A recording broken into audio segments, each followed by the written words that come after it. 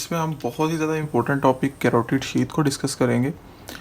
Basically carotid sheath जब मैं आपको वही डायग्राम दिखाऊंगा तो आपको ज़्यादा समझ में आ जाएगा, क्योंकि हमने उसी को कोरिलेट करके पढ़ा है। जो हमारे पास प्री वर्टिब्रल और प्री ट्रैकियल था, फेशिया था, उनके दोनों तरफ हमारे पास पड़ी हुई थी कैरोटिड शीथ, जिन्होंने डिफरेंट इंपॉर्टेंट वेजल्स को सराउंड किया हुआ था, ये वाली और ये वाली। ओके, बेसिकली ये एक वही फाइब्रो एल्यूलर टिश्यू होता है, लेकिन ये खुद नहीं बनता, ये पहले से पड़ी हुई चीज़ों से ही बन जाता है। आपको पता है सामने प्री ट्रैकियल था, पीछे प्री वर्टिब्रल था, इन दोनों ने एंटीरियर एस्पेक्ट और posterior aspect of the carotid sheath बना दिया। यानी एंटीरियरली आपको पता है प्री ट्रैकियल पड़ा था तो उसने एंटीरियर एस्पेक्ट बना दिया, पीछे प्री वर्टिब्रल पड़ा था तो उसने पोस्टीरियर एस्पेक्ट बना दिया। अब कंटेंट की बात कर लेते हैं। कैरोटिड है, जिसमें वर्ड कैरोटिड आएगा या जोगुलर आएगा वो इसमें आ जाएगी, लेकिन याद रहे इंटरनल जोगुलर, इंटरनल कैरोटिड। अब आपको फार्मूला याद होगा वेन का, तो एक हमने वेन पूरी करनी है जो कि इंटरनल जोगुलर वेन है, इंटरनल कैरोटिड आर्टरी होगी। नर्व इसमें 3 है, 9, 11 एंड 12। ये डिफरेंट पॉइंट से इसको जो है वो लीव करती हैं और लीव करके जाके ये डिफरेंट स्ट्रक्चर को सप्लाई करती हैं। इसके अलावा अगर मैं 1-2 पॉइंट्स और एक्स्ट्रा ऐड करना चाहूँ, डीप सर्वाइकल लिम्फ नोड्स भी इसमें आ जाते हैं, ठीक है। साथ ही साथ कैरोटिड साइनस क्या है, एक डायलेटेड पार्ट होता है।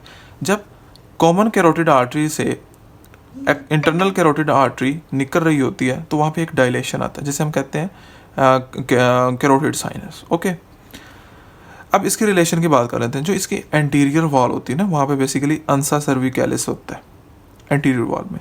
पोस्टीरियर वॉल में अब याद रखना, अंसा सर्विकैलिस बेसिकली आपके डिफरेंट नेक के मसल को, इंफ्राहाइड मसल्स को स्पेशली सप्लाई करता है, ठीक है।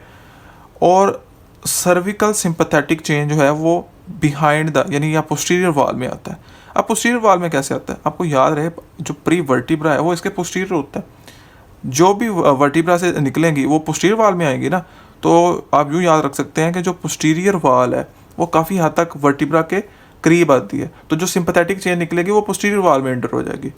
अब स्टेनोक्लिडोमास्टाइड मैंने बोला था ना, on each side lateral overlapped का वर्ड है, तो स्टेनोक्लिडोमास्टाइड का वर्ड नहीं भूलना आपने। ओके, पीछे भी हम पढ़ के आए तो रिलेशन में स्टेनोक्लिडोमास्टाइड आएगा। अच्छा, उसके बाद बक्कोफ्रेंजियल फेशिया, ठीक है। आपको पता था प्री वर्टिब्रल, और अगर मैं आपको दोबारा दिखा दूँ, ये जो था प्री वर्टिब्रल था और ये जो था ग्रीन लाइन जो ट्रैकियो को सराउंड किया प्री ट्रैकियल था। इन दोनों के दरमियान यहाँ पे करके हमारे पास था बक्कोफ्रेंजियल, फेरिंक्स के पास, ठीक है। ये बेसिकली फेरिंक्स के कंस्ट्रिक्टर को कवर किया होता है इसने, ठीक है, और रेट्रोफ्रेंजियल स्पेस में लाई करता है। अब जो सुपीरियर कंस्ट्रक्टर को करता है वो होता है बेसिकली फ्रेंजियोबैसिलर फेशिया। सो इसमें बेसिकली आपने यही चीज़ों को क्रैम आउट करना था। होपफुली इसको बड़े मज़े से आपने क्रैम कर लिया होगा। इंशाल्लाह मिलते हैं नेक्स्ट वीडियो में। अल्लाह हाफिज़।